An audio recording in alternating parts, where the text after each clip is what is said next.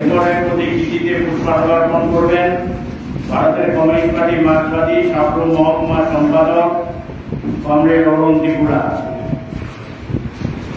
এবং তারপরে প্রতিকৃতিতে পুষ্পার্পণ করবেন পার্টি রাজ্য কমিটির সদস্য কমরেড বিপ্লব সান্যাল। কমরেড সীতারাম ইয়েচুরি আমাদের প্রয়াত সাধারণ সম্পাদক, তার এই স্মরণ সভায় আগত সাবরুম মহকুমায় আমাদের পার্টির বিভিন্ন স্তরের কমরেড বন্ধুগণ, পার্টি দরদি সাথী এবং কমরেডগণ, আমি প্রথমেই আপনাদের সকলকে ধন্যবাদ জানাচ্ছি যে আজকে এরকম একটা সভায় যে সচরাচরভাবে বিগত বেশ কিছুদিন ধরে আমাদের কোনো কর্মসূচিতে এরকম অংশগ্রহণ হচ্ছিল না, কিন্তু আজকে আপনারা খুব ভালো সংখ্যায় বলবো না, এটা মোটামুটি সংখ্যায় এখানে এসছেন। অর্থাৎ এই স্মরণ সভা এটা নিছক একটা আনুষ্ঠানিকতা না, যে এ থেকে আমরা কমরেড সীতারাম ইয়েচুরির জীবন থেকে কি শিক্ষা নেব এবং আমাদের সামনে যে করণীয় কাজ, সে ক্ষেত্রেতে আমাদের কী ধরনের ভূমিকা গ্রহণ করতে হবে, সে আগ্রহ থেকে আপনারা এসছেন, তার জন্য সবাইকে ধন্যবাদ। কমরেড সীতারাম ইয়েচুরির স্মৃতির প্রতি গভীর আন্তরিক শ্রদ্ধা জ্ঞাপন করছি। কমরেড সীতারাম ইয়েচুরি হলেন আমাদের পার্টি, ভারতের কমিউনিস্ট পার্টি মার্ক্সবাদী 1964 সালে অবিভক্ত কমিউনিস্ট পার্টি থেকে আলাদা হয়ে সিপিআইএম হিসাবে তার যাত্রা শুরু করার পর এ যাবৎ যতজন সাধারণ সম্পাদকের ভূমিকা পালন করেছেন, তার মধ্যে অন্যতম তো বটে, এবং পদে অর্থাৎ সাধারণ সম্পাদকের দায়িত্ব থাকার কালে তিনি প্রয়াত হয়েছেন। তো স্বাভাবিক, যে কোনো মানুষের মৃত্যুই একটা বিরাট ক্ষতি, আর সেই জায়গায় আমাদের দেশের বর্তমান এই যে চলতি যে কঠিন বা জটিল রাজনৈতিক পরিস্থিতিতে সামনে দাঁড়িয়ে যে ব্যক্তি বা যে কমরেড দায়িত্ব পালন করছিলেন, এবং শুধু দায়িত্ব পালন করা নয়, বিভিন্ন ক্ষেত্রেতে অসাধারণ ভূমিকা পালন করছিলেন, শুধু জাতীয় ক্ষেত্রেতে না, আন্তর্জাতিক ক্ষেত্রেতেও। শুধু রাজনৈতিক বা সাংগঠনিক বিষয়ে না, মতাদর্শ ক্ষেত্রেতেও। আমাদের দেশে যখন সাম্প্রদায়িক রাজনীতি নানাভাবে এদেশের সাধারণ মানুষের মগজকে কলুষিত করছে, বিষিয়ে দিচ্ছে, হিংসা আমাদের জীবনের সর্বক্ষেত্রেতে ছড়িয়ে দিচ্ছে, তার বিরুদ্ধে যৌক্তিক বিশ্লেষণ এবং জোরদারভাবে তার বিকল্প পথ কি এবং কিভাবে এর মোকাবেলা হবে তার পথ দেখাচ্ছেন, সেরকম একজন ব্যক্তিত্ব তার অকালে জীবনাবসান ঘটা মানি শুধু ভারতের কমিউনিস্ট পার্টি মার্ক্সবাদী না, গোটা বাম আন্দোলন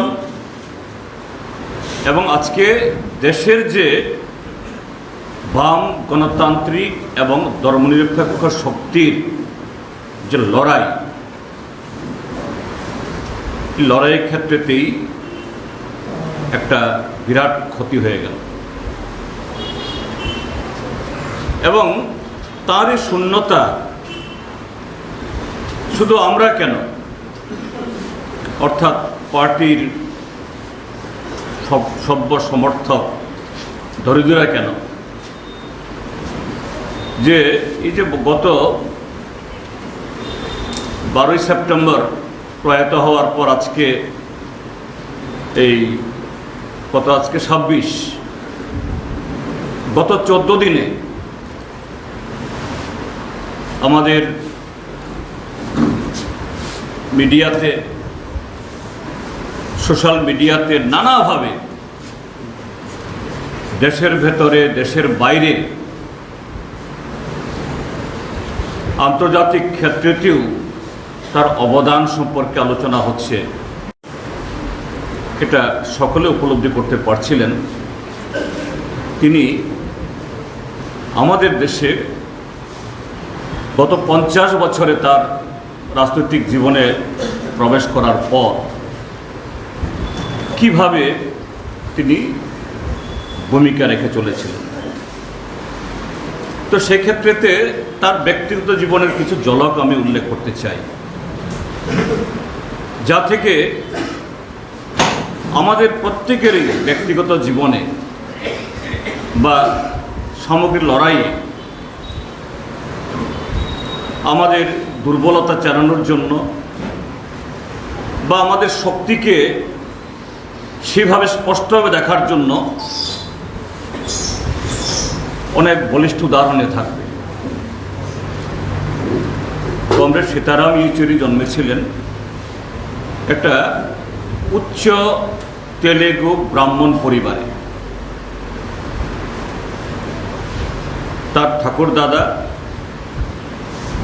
তিনি অবিভক্ত অন্ধ্রপ্রদেশের সেখানকার প্রধান বিচারপতি, বাবা অন্ধ্রপ্রদেশ সরকারের বড় ইঞ্জিনিয়ার পদে চাকরি করতেন, মাও পদস্থ সরকারি আধিকারিক ছিলেন। অর্থাৎ এই সময়তে সমাজে একদিক থেকে যেটা বলা হয় উচ্চ বংশ, উচ্চ শিক্ষিত, উচ্চ পদাধিকারী, এই সমস্ত ঐতিহ্য থেকে তিনি এসেছেন। তার তো যে শিক্ষা দীক্ষার ক্ষেত্রেতে সেরকম সুযোগ বা ভালো শিক্ষা প্রতিষ্ঠানে অন্তর্ভুক্ত হওয়ার এই সুযোগ পাওয়ার সে সমস্যা ছিল না। অর্থকরী এবং অন্যান্য দিক থেকে। তারপর মেধা, তার মেধা সম্পর্কে জানেন, central board of secondary education বা সিবিএসই,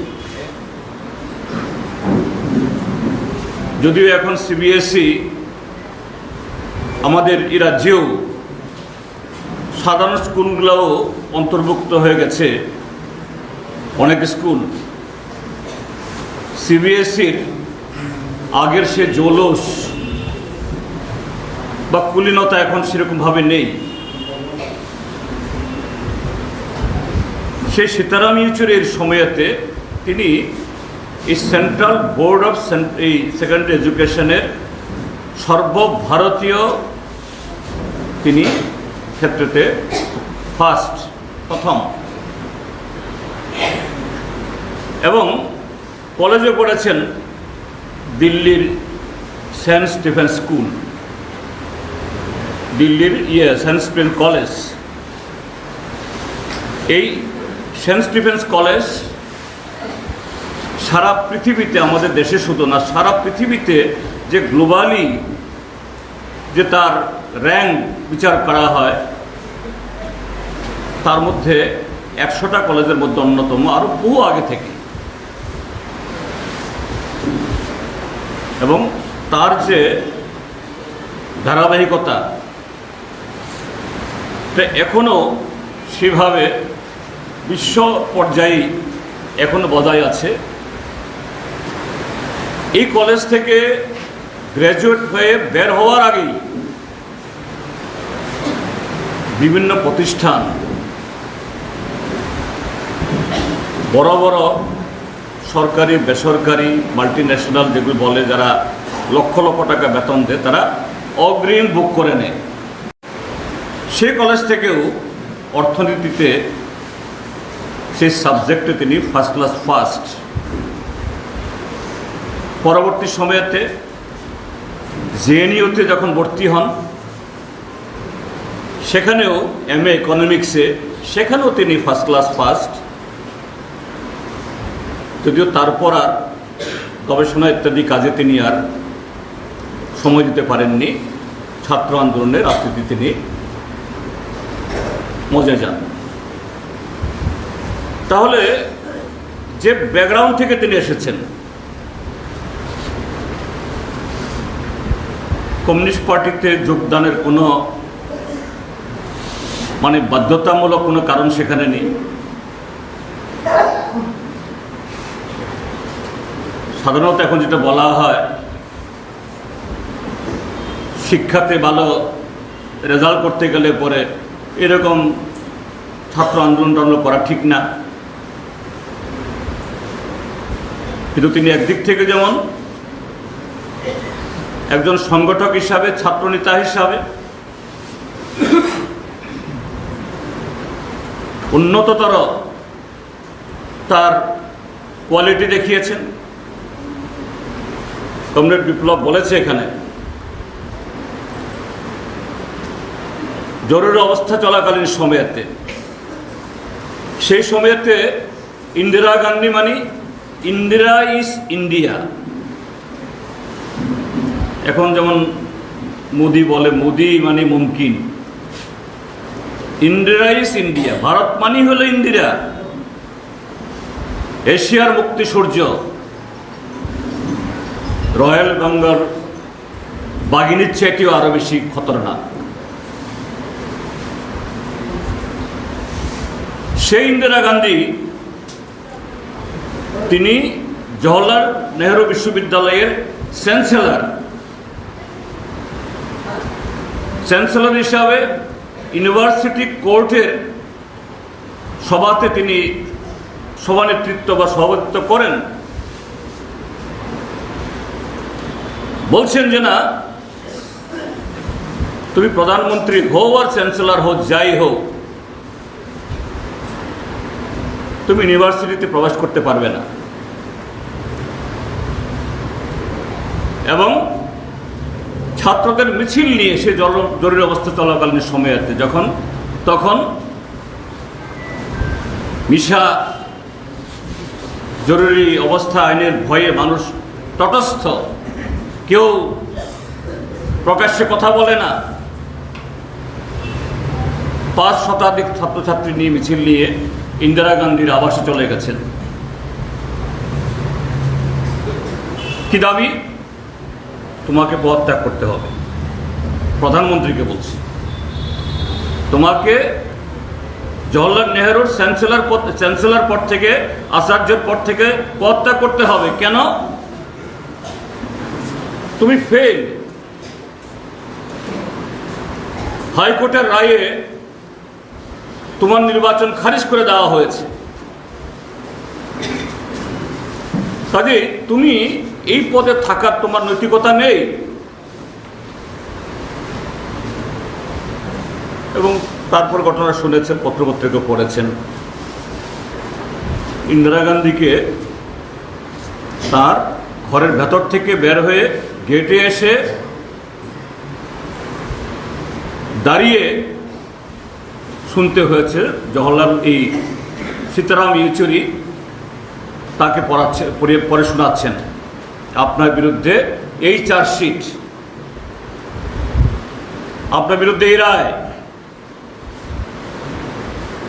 তো এটা কতটুকু বুকের পাটা, কতটুকু তার নেতৃত্ব দেওয়ার সেরকম বলিষ্ঠ গুণাবলী, বিচক্ষণতা থাকলে পরে ওই সময়েতে এই ভূমিকা গ্রহণ করতে পারে। সেই ছাত্রনেতা পরবর্তী সময়েতে এটা সর্বহারা পার্টি, একটা বিপ্লবী পার্টির কর্ণধার, সাধারণ সম্পাদক, এবং তার এই দীর্ঘ সফরে, দীর্ঘ জার্নিতে প্রতিটি ক্ষেত্রেতে তিনি আমাদের দেশের বামপন্থী আন্দোলন তার দিক কি হবে, সে আন্দোলনকে সঠিক পথে চালাতে গেলে পরে তার জন্য সেরকম একটা পার্টি দরকার, সংগঠন দরকার। সেই সংগঠনে কিছু লোক থাকলে হবে না, কিছু সাহসী লোক, কিছু পয়সাওয়ালা লোক বা অন্যভাবে প্রভাবশালী লোক থাকলে হবে না। সেই পার্টি হতে হবে মার্ক্সবাদী, লেনিনবাদী শিক্ষায়, মতাদর্শে পরিশীলিত, দীক্ষিত। তাহলে সেই পার্টি শত প্রতিকূলতার মধ্যে দাঁড়িয়েও চলার পথে এরকম লড়াই সংগ্রামে উত্থান থাকবে, পতন থাকবে, নানা বাকবোধ থাকবে, কিন্তু মার্ক্সবাদী, লেনিনবাদী দিশায় এবং সাংগঠনিক সেই বৈপ্লবিক শৃঙ্খলায় যদি সে পার্টি এগিয়ে যায়, সাময়িক খারাপ সময় আসবে, সাময়িক হয়তো পিছুতে হবে, কিন্তু সে লড়াইকে থামিয়ে রাখা যাবে না। সেখানে পরাজয়টা সামাজিক, জয়টাই তার কাছে একমাত্র পাথেয়, একমাত্র তার গন্তব্য হবে। এটাই কমরেড সীতারাম ইয়েচুরি আমাকে শিখিয়ে গেছে। এখন যেহেতু আমরা এমন একটা সময়তে আছি, দরজা জানালা না খুললে পরে সেখানে বাইরের থেকে হাওয়া আসে না, বাতাস আসে না, এটা স্বাভাবিক। এটা রাজনীতির ক্ষেত্রেতে হোক, ব্যবসা বাণিজ্যের ক্ষেত্রেতে হোক, বা যে কোনো পেশার ক্ষেত্রেতে হোক। যারা ব্যবসায়ী, এদের প্রফিট করতে হলে, লাভ করতে হলে পরে এদের যেমন খবর নিতে হয় কি ধরনের মাল এসছে, মানুষের চাহিদা কি, রুচি কি। সামনে পূজা, যেমন এখন ব্যবসায়ীরা, কাপড় ব্যবসায়ী, জুতার ব্যবসায়ী বিশেষ করে সারা বছরের কামাই সময় করতে হবে। এখন শুধু বিজ্ঞাপন না, ইন্টারনেট ইত্যাদি এসছে, তারও খবর নেয় কোথায় কম দামে জিনিস, ভালো জিনিস পাওয়া যায়, মানুষের রুচিসম্মত। তাড়াতাড়ি এগুলি সংগ্রহ করে বাজারে বিক্রি করা। তাকেও তাহলে দরজা জানালা খুলে রাখতে হবে, চোখ প্রসারিত করতে হবে। ঠিক কৃষকদেরও শুধু বাপ ঠাকুর দাদারা যেভাবে বীজতলা তৈরি করতে হবে, যে ধরনের বীজ সংগ্রহ করতে হবে, যে ধরনের ধান লাগাতে হবে, এটা হলে হবে না। এখন সাধারণ কৃষকরাও কতগুলি শব্দ তারা মুখস্থ করে ফেলেছেন। মুখস্থ নয়, একেবারে হৃদয়ঙ্গম হয়েছে। হাই এল্ডিং, তারপরে আরো কি একটা শব্দ জানি বলে, হাই এল্ডিং, আর কি জানি হাইব্রিড। হাইব্রিড কেননা আগের মতো আলাঙ্কা জমি নাই, আলাঙ্কা জমি নাই, কম জমি, কাজে তাকে হাইব্রিড, অর্থাৎ বেশি ফলন আসতে হবে, গুণমান সম্পন্ন হাইব্রিড, তাড়াতাড়ি এরকম অল্প সময়েতে তাকে ফসল পেতে হবে। তো রাজনীতিও তাই, দরজা জানালা খুলেই তো রাজনীতি করতে হবে। কেননা আমাদের সমাজে এই ব্যবস্থাকে আমরা বলি বুর্জুয়া ব্যবস্থা। আজকে আমার ঘরে, আপনার ঘরে, প্রতিবেশী, শত্রু বা মিত্র, যার ঘরেই হোক, নতুন সন্তান যে জন্মগ্রহণ করবে, তাকে যদি কোনো রাজনীতি বাড়িতে তার মা বাবারা নাও শেখায়, বড় ভাই বড় বোনরা রাজনীতি নাও পড়ায়, এই পার্টি করো, সেই পার্টি করো, ওই মিছিলে যাও, সেই মিছিলে যাও, সেই শিশুটা জন্মগ্রহণ করার পর অটোমেটিক সে চারিদিকে যে বুর্জুয়া, অর্থাৎ চারিদিকে যে ধরনের পরিবেশ, যে পরিবেশে মানুষ চুরিদারি করে হোক, মিথ্যাবাজি মানে মিথ্যাই হোক, যেভাবেই হোক, প্রতিষ্ঠিত কিছু মানুষ আর দেশের বর্তমান শাসন ব্যবস্থাতে যারা সেরকম আসনে বসেন, মুখ্যমন্ত্রীর চেয়ারে বা অন্যান্য, সেই শিশুটা বড় হতে হতে তার সামনে ও মুখ্যমন্ত্রী, সে মুখ্যমন্ত্রী কিভাবে মুখ্যমন্ত্রী হলো, যেমন এখন হয় ছাপ্পা ভোট দিয়ে ওই অন্যদেরকে ভোট দিতে না দিয়ে রিগিং করে, সেগুলি প্রশ্ন করবে না, তার কাছে ও মুখ্যমন্ত্রী, ওরি বাপ রে বাপ। এই যে এবারও ত্রিস্তর পঞ্চায়েতে সভাধিপতি, সহকারী সভাধিপতি হয়ে গেল, আমরা তো এতগুলো জানিও না, আমাদের লোক জানার চেষ্টাও করে না, এটাকে দুর্বলতা। এই যে দক্ষিণ ত্রিপুরার যে সভাধিপতি এখন হয়েছে, কি নাম জানি, দীপক দত্ত, এই সভাধিপতি হওয়ার কথা ছিল আরেকজনের জানি, সে নাকি 1 কোটি টাকা বিজেপির সভাপতিকে ঘুষ দিয়ে সভাধিপতির পদ হাসিল করে ফেলেছে, অবৈধ। আর এখন পদ দখল করা আরো অবৈধ। এই দীপক দত্ত কদিনের মধ্যে কোটিপতি হয়ে গেল, সে শুধু একটা পদ 5 বছরের জন্য কিনে নেওয়ার জন্য 1 কোটি টাকা দিবার তার ক্ষমতা তৈরি হয়। নতুন যুবক যারা এসব খবর রাখে না, তার কাছে সভাধিপতি, হরে বাপরে বাপ, নমস্য নমস্য নমস্য। মন্ত্রী, বিধায়ক, মুখ্যমন্ত্রী হতো, ওরে বাপরে বাপ। দেবাদিদেব, মহাদেব, তারপরে কার্তিক, গণেশের পরেই তার স্থান, এরাই তো উদ্বোধন করে।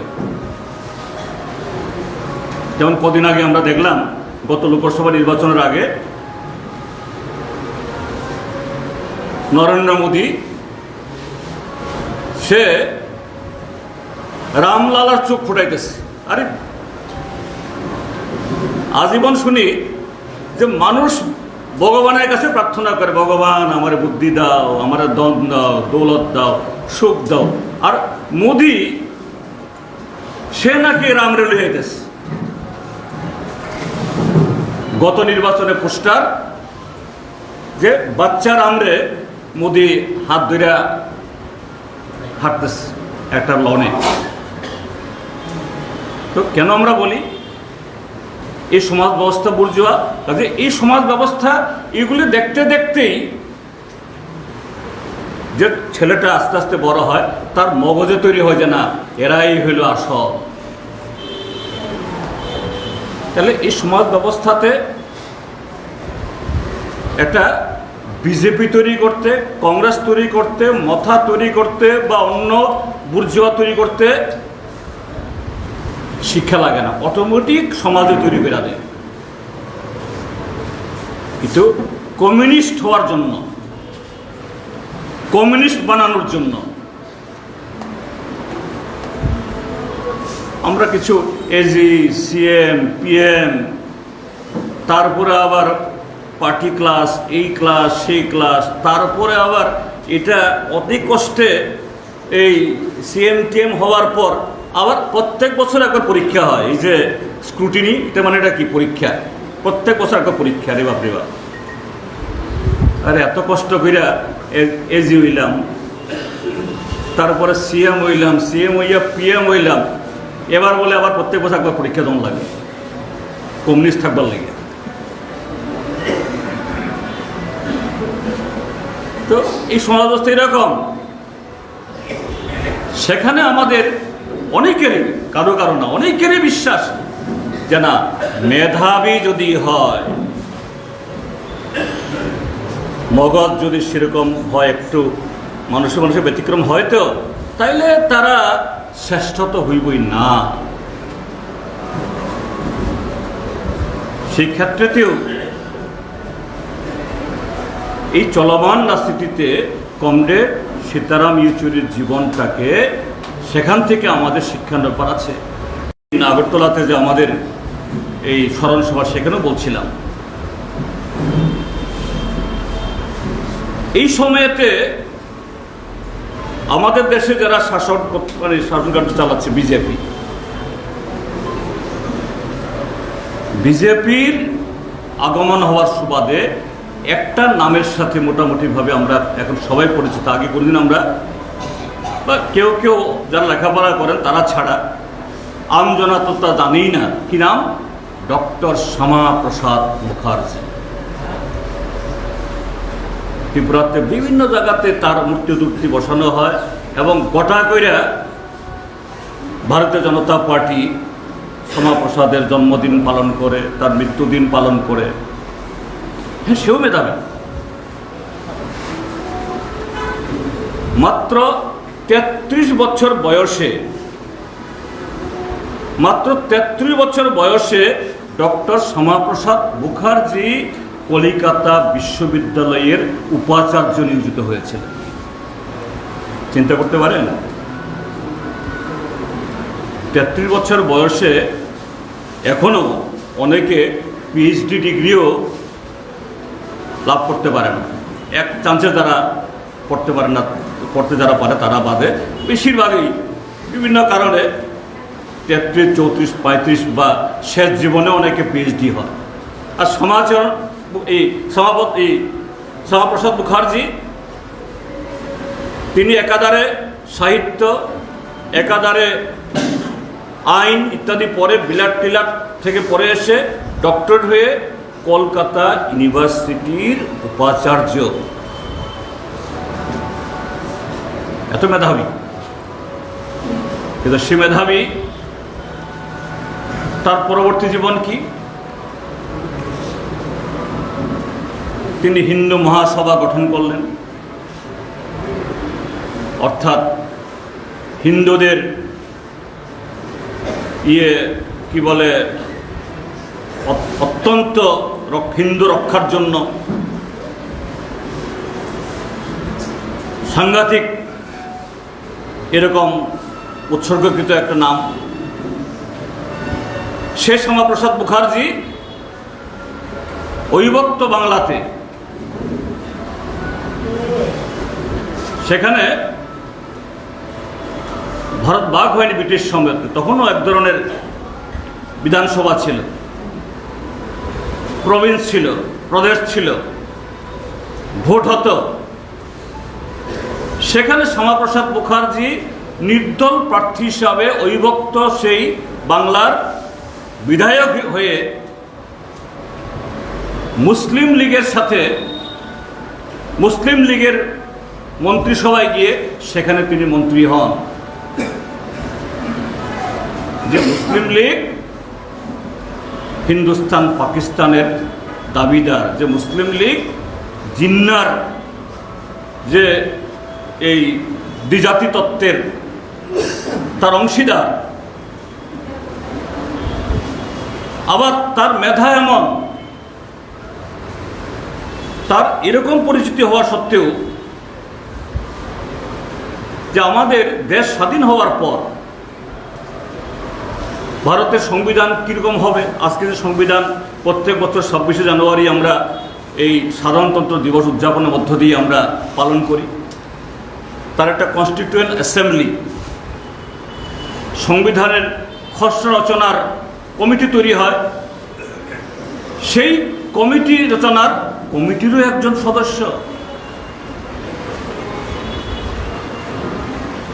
সেই সংবিধান অনুসারে 1950-এ সংবিধান গৃহীত হওয়ার পর লোকসভা, রাজ্যসভা, বিধানসভা ইত্যাদি তৈরি হয়। 1952 ইংরাজি।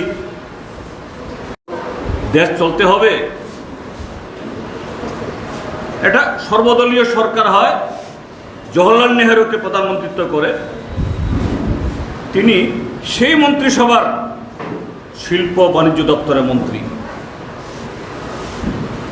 একটা সময়তে পদত্যাগ করেন, সেই সময়তে তিনি জনসংঘ অর্থাৎ ভারতীয় জনতা পার্টি 1980 ইংরাজিতে বিজেপির নামকরণ হওয়ার আগে এই পার্টির নাম ছিল জনসংঘ। তারও ফাউন্ডার, প্রতিষ্ঠাতা, প্রথম সভাপতি। তাহলে মেধা, একটা মেধা হলো সীতারাম ইয়েচুরি চাইলেই আইএস হতে পারতেন, সুপ্রিম কোর্টের বিচারক হতে পারতেন, ভালো প্রফেসর হতে পারতেন,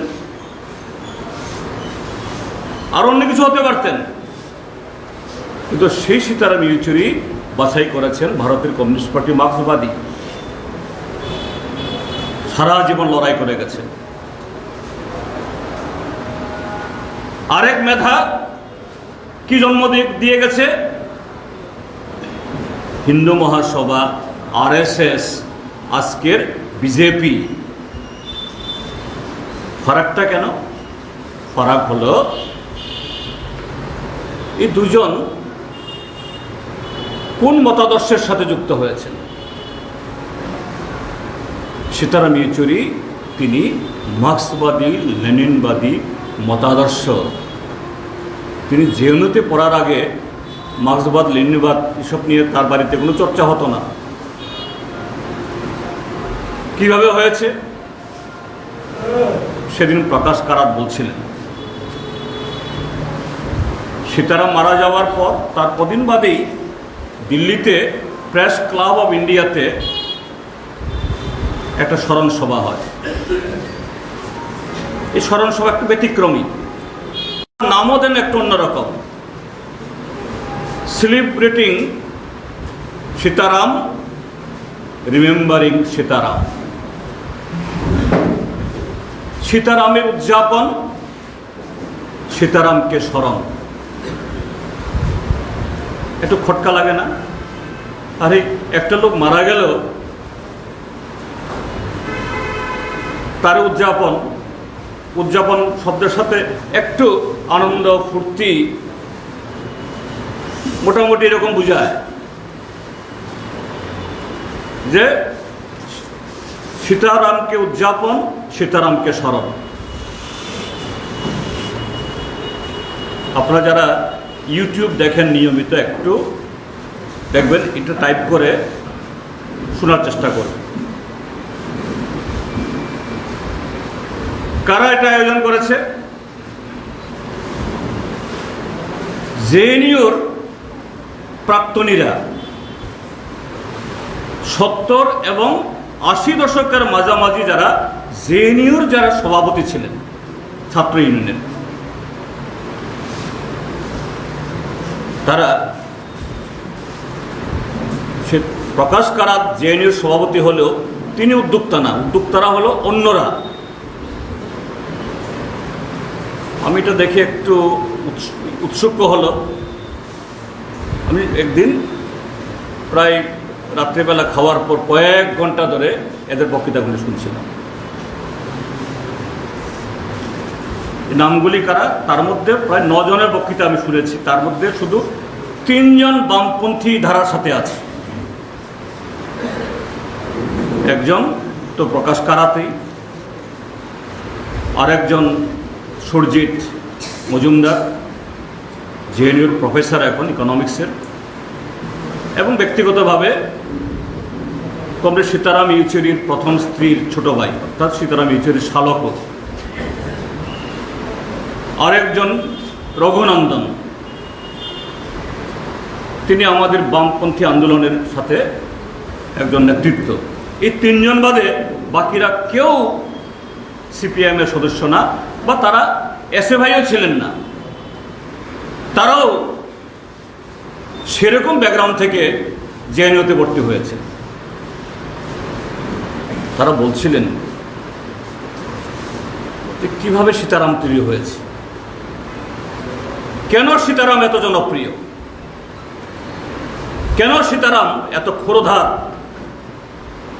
এবং কেন জেএনইউ গত 10 বছর ধরে এই জেএনইউকে ধ্বংস করার জন্য নরেন্দ্র মোদী, অমিত শাহরা নানা আইন তো লাগিয়েছেই, পুলিশ তো লাগিয়েছেই, যে গুন্ডা ঢুকিয়েও জেএনইউকে মাথানত করাতে পারে।